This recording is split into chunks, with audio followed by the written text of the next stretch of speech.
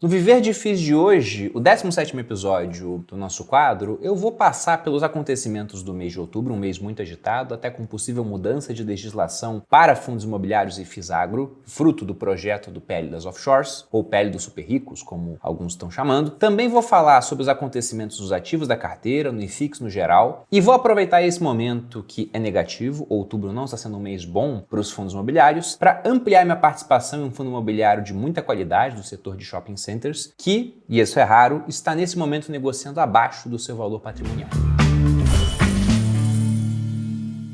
E aí pessoal do Você Mais Rico, quem fala aqui é Bruno Perini, criador do canal, e antes de entrar no assunto do nosso quadro, 17º episódio do Viver de FIIs, vale lembrar que no dia 21 de novembro, ou seja, daqui a praticamente 20 dias, irei abrir inscrições para a 23ª turma do Viver de Renda, o meu curso de educação financeira. Lá eu tenho por objetivo pegar até mesmo um completo leigo que não entende como funciona o dinheiro, os investimentos, juros, e transformar esse indivíduo num investidor de verdade, capaz de montar sua própria carteira, diversificada entre ativos, moedas e até países, para proteger e aumentar o seu patrimônio ao longo do tempo, até que um dia ele possa efetivamente viver de renda. Tudo isso ao longo de 8 semanas, com uma equipe de suporte que responde absolutamente todas as dúvidas. E com o Plus dessa vez, nós faremos uma oferta especial. O preço é provavelmente a última vez que você vai ver, devemos ter um reajuste no ano que vem, onde ao comprar o Viver de Renda, você ainda ganha a FinClass com vários bônus, porque ela está em Black Friday, inclusive um ingresso para o maior evento presencial de finanças do Brasil, que é o FinDay do ano que vem, em agosto. Se você quiser aproveitar essa super condição, entre no link que está na descrição do vídeo ou aproveite para se cadastrar através do QR Code que está na tela. Dando início agora ao vídeo, cabe comentar rapidamente, porque eu já fiz um vídeo específico sobre esse assunto, da questão que envolve fundos imobiliários e fiagros, que está proposta no PL número 4.173 de 2023, conhecida como PL das Offshores, dos super ricos, dos fundos exclusivos, mas que não tributa apenas super ricos e fundos exclusivos. Ele vai mexer com outras coisas, tributação, pelo menos pelo texto atual, de pessoa física no exterior, vai mexer com tributação de criptomoeda e também pode vir a mexer, porque afinal de contas ele vai ter que ser aprovado no Senado, para depois ir para a sanção presidencial, com fundos imobiliários. Mas entenda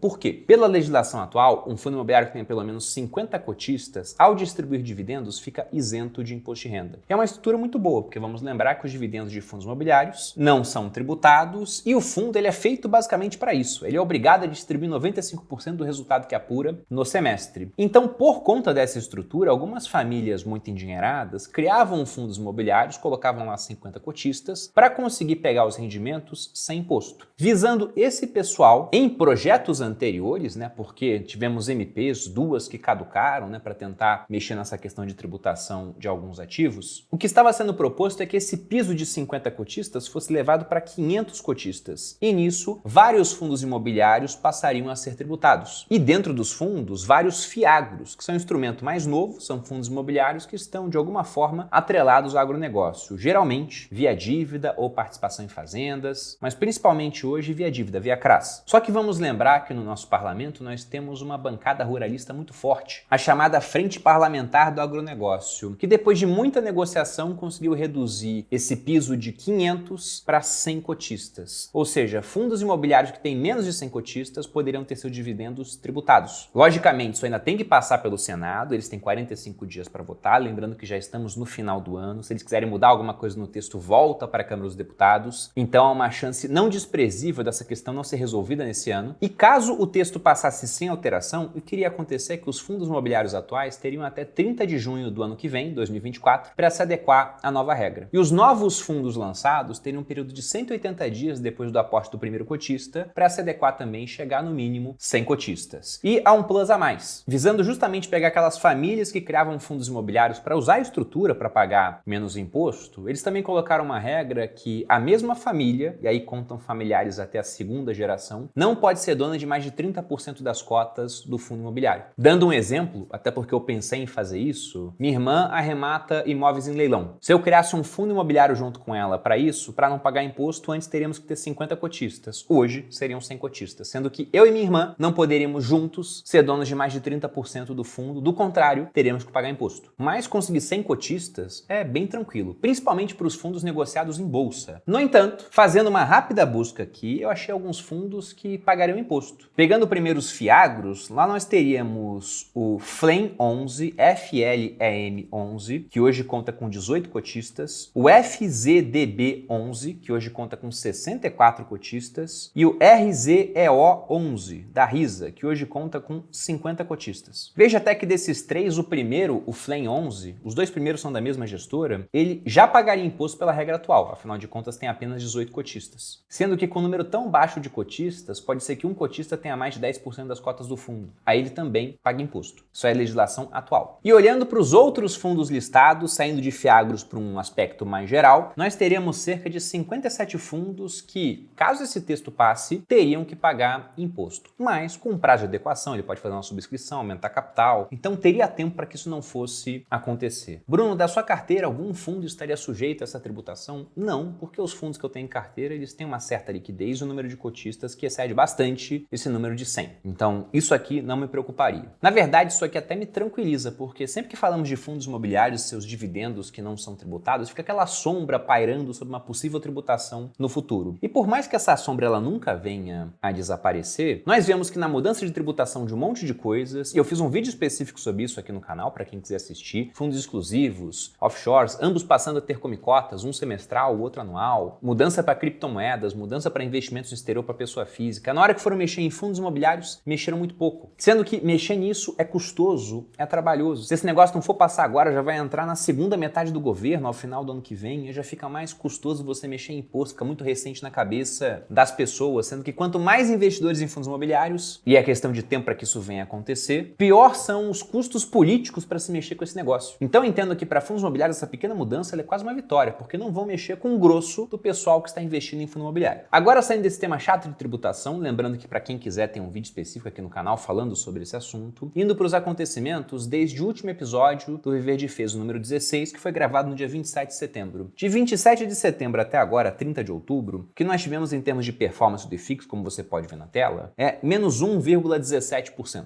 Uma leve queda, que não deveria assustar ninguém, mas que já suscita matérias do tipo, caramba, será que fundos imobiliários deixaram de ser a bola da vez ou é apenas uma correção? Bom, uma queda de apenas 1% é uma correção, ainda mais ligada a um movimento que ele é muito difícil de ser combatido, que é simplesmente o aumento de juros nos Estados Unidos, taxas longas batendo as máximas das últimas décadas. O que, logicamente, também mexe com as nossas taxas de juros longas. Se você pega, por exemplo, o Tesouro IPCA mais 2035, ele chegou a bater 6% de taxa e nos últimos dias estaria em torno de 5,86, caindo depois de um tempo por conta das notícias envolvendo o PL das offshores, porque, afinal de contas, elas levam para o caminho de aumento de arrecadação por parte do Estado. Um aumento não muito grande, diga-se de passagem, sobretudo se a gente compara esse aumento com o rombo que a gente tem nas contas públicas nesse ano e com a expectativa para o ano que vem, uma vez que aquela meta de déficit zero, ou seja, de arrecadação igual à despesa, via aumento de arrecadação e não diminuição de despesa, ela ficou pelo caminho. O próprio presidente Lula falou que não vai dar para cumprir esse tipo de meta. Até na visão de muita gente atropelando o ministro da Fazenda, Fernando Haddad. E aí, como fundos imobiliários, assim como outros ativos de risco, geradores de caixa, têm o seu preço dado pela sua capacidade de gerar fluxo de caixa daqui até o futuro, trazida a valor presente por uma taxa de desconto, quando essa taxa aumenta, e essa taxa envolve essa taxa de juros de longo prazo, é natural que o fundo imobiliário valha menos. Por isso, a queda no IFIX e também uma queda na carteira, como veremos mais adiante. E para isso, eu vou acessar o MyProfit, a plataforma que eu uso para consolidar minha carteira e fazer o controle dos investimentos e da parte de imposto. Lembrando que, para quem quiser assinar, nós temos um cupom de desconto, Perini10, para que você possa ter desconto ao usar o MyProfit, plataforma criada por um aluno meu da turma 10 do Viver de Renda, o Rodrigo Poveron. Inclusive, aceitando uma sugestão que eu vi nos comentários, alguém falou para colocar a plataforma na cor escura, que facilitaria a questão da visualização. Bom, não sei para vocês, para mim não muda muita coisa, então deixe nos comentários se prefere que eu use a cor escura ou a cor clara. Agora, dando uma olhada aqui na carteira, se a gente abre a carteira, o 100% que temos de alocação em 8 fundos imobiliários, eu vou agrupar por categorias. Então, vejam que nós temos cerca de 35% quase em recebíveis imobiliários, os fundos de papel. Nós temos cerca de 20%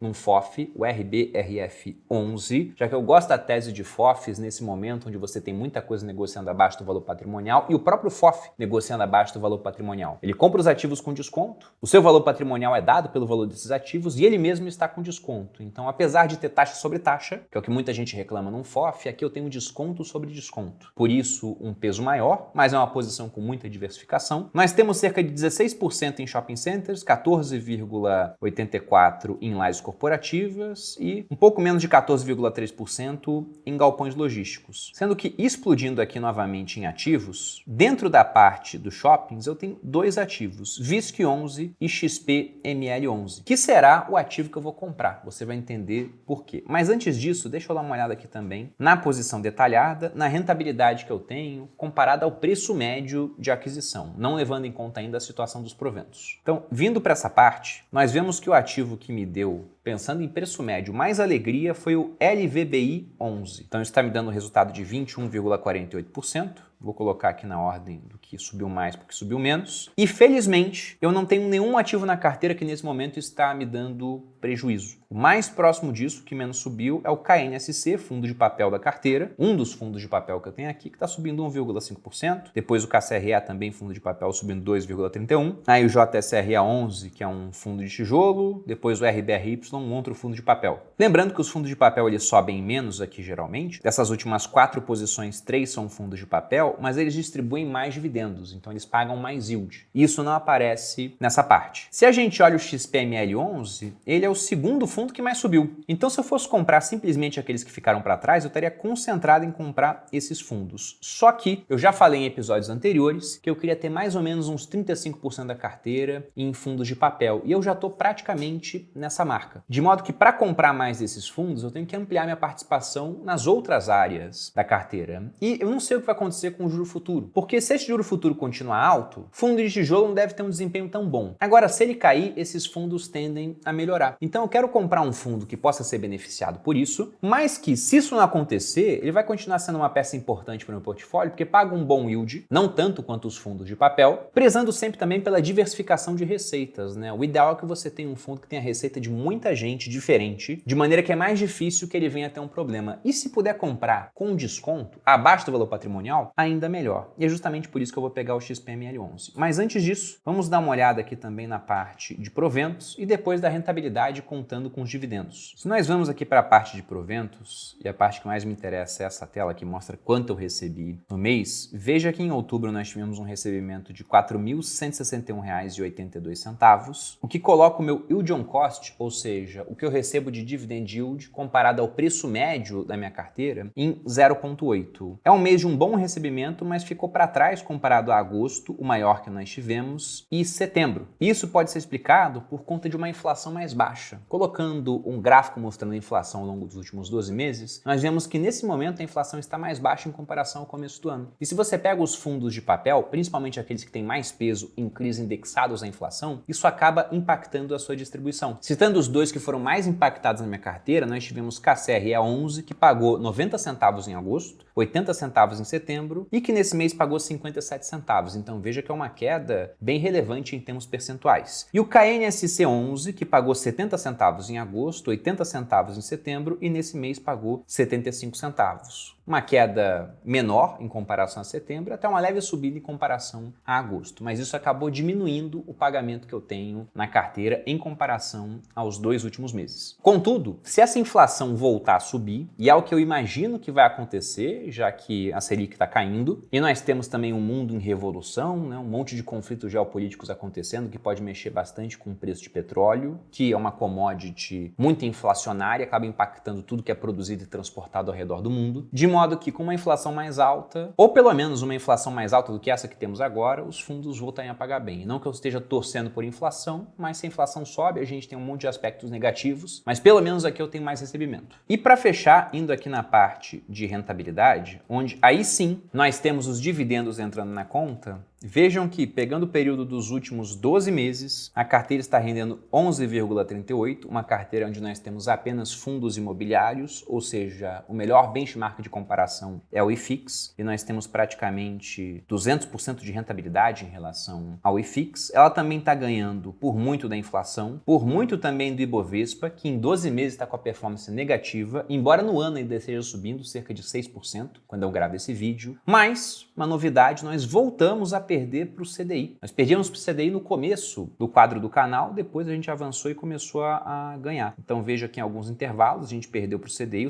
sempre constante na sua subida, e nesse momento estamos levemente atrás. CDI com 12,96, a carteira com 11,38. Contudo, se eu boto aqui para olhar em um período maior, e aqui eu volto ao começo da carteira, lá em junho de 2022, a gente está ganhando de todo mundo, inclusive do CDI, que está acumulando 17,86, a carteira está com 26,73, e perceba que ela praticamente manteve a vantagem que ela tem sobre o IFIX, cerca de 200% de desempenho em comparação ao IFIX. E descendo, o que nós vemos é que no mês a gente está sofrendo bastante. Enquanto o IFIX está caindo aí cerca de 1% mais ou menos, a gente pega desde o Viver de FIIs até agora, a carteira está caindo no mês de outubro fechado menos 2,48. Se a gente pensa num ativo que puxou a carteira para baixo em comparação ao IFIX, cabe um destaque aqui para o JSRA11, que está caindo desde o último episódio mais ou menos uns 6%. Mas, quase que caindo o mesmo que a carteira, nós temos XPML11, que no último mês está caindo cerca de 2,25%. E agora falando um pouco mais desse fundo, uma vez que ele vai ser o fundo adquirido nesse episódio. Vou aumentar minha posição em XPML11. Ele está na carteira desde o começo, desde junho de 2022. Pegando dados do último relatório gerencial do mês de setembro, e aí nós temos nesses dados aquilo relativo a agosto, o fundo tem uma carteira composta por 15 shopping centers, os quais possuem em conjunto uma área bruta locável de 520 mil metros quadrados e mais de 2.500 lojistas. E essa é uma coisa que eu gosto bastante em fundos de shopping, porque com apenas um ativo você tem exposição a vários shoppings diferentes e a milhares de lojistas diferentes, tornando mais difícil que você tenha um grande evento sistêmico que possa prejudicar os shoppings. E quando eu falo isso, todo mundo já acende o alarme na cabeça para a questão da pandemia. Sim, ali realmente aconteceu algo que prejudicou o setor. Mas, como nós esperamos que aquilo tenha ficado para trás, uma vez que acontece a cada mais ou menos um século, né? Então duas num espaço tão pequeno de tempo seria algo realmente terrível, eu considero que esse risco ele não faz parte do cenário, pelo menos não de maneira principal. E se eu comparo o XPML com outro fundo que eu tenho aqui na minha carteira de shoppings, o VISC11, o que me chama a atenção para aumentar minha posição em XPML agora, em comparação ao VISC11, que é uma posição menor na carteira, se a gente for olhar aqui novamente no MyProfit, XPML é 10% da carteira e o VISC11 é 6,4%. É uma questão de preço. Se a gente abre aqui os indicadores do VISC11, que eu posso olhar isso dentro do próprio MyProfit, se nós descemos aqui para as informações do VISC11, nós vemos que o indicador de preço a valor patrimonial do fundo está praticamente em linha com o valor patrimonial atual, de 1,01. Lembrando que esse valor patrimonial ele vem de um laudo de avaliação, e vários fundos vão passar por reavaliação agora no final do ano. Então pode ser que, na verdade, ele não esteja em linha, que o patrimônio tenha subido de preço, ele já está imaginando que o preço vai aumentar com desconto. Mas enquanto aqui a gente tem que projetar esse aumento de preço, se a gente for no mesmo indicador do XPML, como você pode ver na sua tela, o preço a valor patrimonial está em 0,96, o que é muito raro, é muito difícil você encontrar esse fundo imobiliário negociando com desconto. Eu lembro que eu fiz uma compra, fiz uma subscrição, e inclusive boa parte do volume que esse fundo arrecadou com subscrição, com aumento de capital, está em caixa ainda. Se a gente busca essa informação, cerca de 23,6% do valor patrimonial do fundo ele está em caixa. O que nós vemos aqui que dá uns 817 milhões, que serão utilizados para aquisição de mais participação em shoppings, o que o fundo tem feito de uma maneira muito boa. Se a gente olha para o VISC11, ele também tem um belo de um percentual em caixa, 10%, o que dá cerca de 221 milhões. Então também vai poder fazer mais aquisições. Só que um negocia levemente acima do valor patrimonial, o outro negocia abaixo. E eu prefiro comprar aquilo que está com desconto, sendo que esse desconto pode ficar ainda maior caso nessa reavaliação do valor patrimonial do fundo, eles identifiquem que o patrimônio vale mais do que está sendo cotado atualmente. E se a gente fala de dividend yield, porque também é bom, sempre que a gente compra fundos imobiliários nós pensamos no retorno que teremos com dividendos, logicamente nada pode competir com um fundo de papel, eles são aqueles que pagam mais, repassam tudo para o investidor, só que o dividend yield do fundo de shopping XPML11 também é um dividendo interessante. Se eu pego meu yield on cost hoje, está na casa de 0,8. Ao preço de hoje, o yield que o XPML11 está pagando está na casa de 0,78,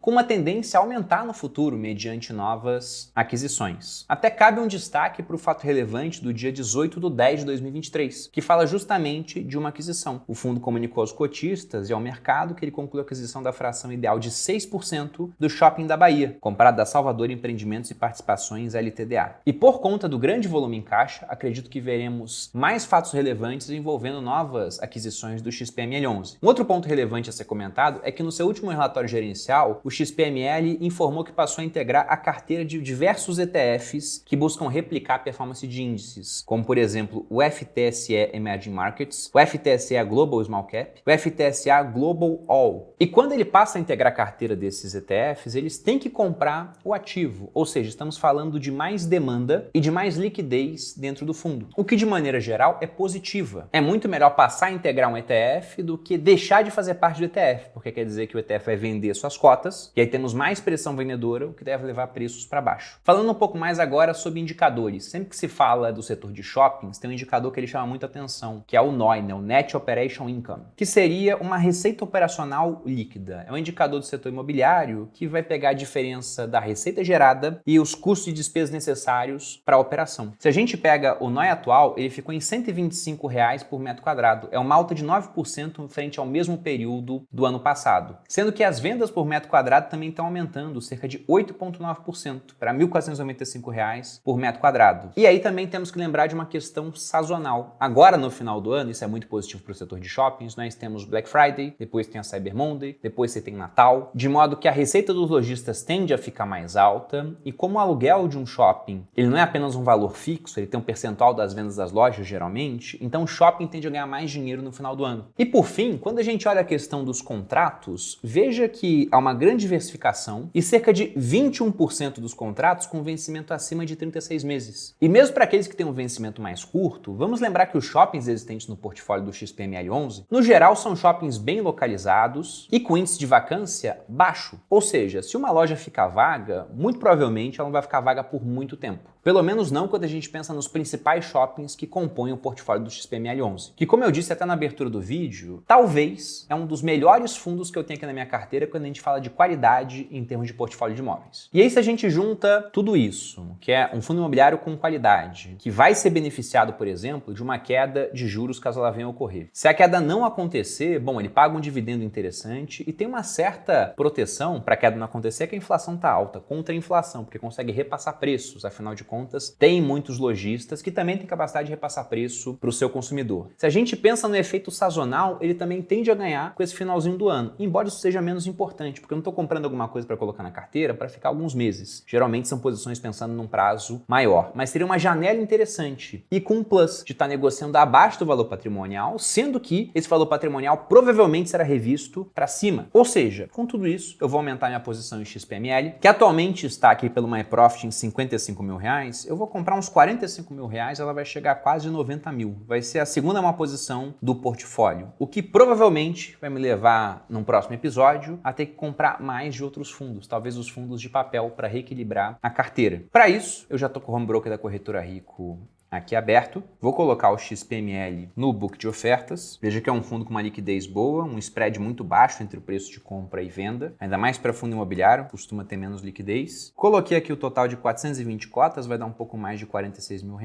Preencho minha assinatura eletrônica e fiz o envio da ordem ao preço de R$ 108,74. A ordem já ficou aqui para baixo, tem gente querendo comprar R$ 108,75. Como é um volume grande também, uma das maiores ordens que a gente tem aqui, não será executado de uma vez, e aí no próximo episódio do Viver Difícil eu atualizo vocês quanto a como estará a carteira, se eu conseguir comprar tudo isso ou não, e sobre os novos acontecimentos envolvendo também fundos imobiliários e a economia no geral quando impacta essa classe de ativos. Eu fico por aqui, espero que você tenha gostado desse vídeo. Se você gostou, dê seu like, se inscreva aqui no Você Mais Rico, me acompanhe nas redes sociais, um grande abraço e até a próxima.